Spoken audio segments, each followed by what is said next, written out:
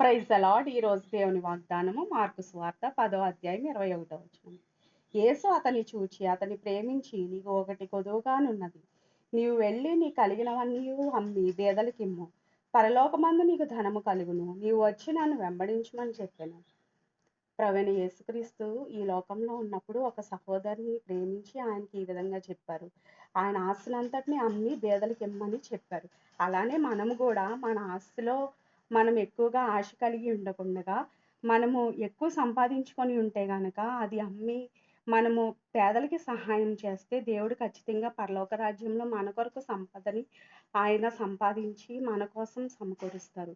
కాబట్టి మన పరలోక రాజ్యం మన నిత్య జీవమై ఉన్నది కాబట్టి మనము ఈ లోకంలో ఉన్న దేనికి కూడా ఆశపడుకోకుండా మనము పేదలను కనికరించి పేదలకు సహాయం చేస్తే దేవుడు ఖచ్చితంగా మనల్ని ఆయన రాజ్యంలో జ్ఞాపకం చేసుకుంటారు. అట్టి విధంగా దేవుడు మనకు సహాయం చేయను గాక.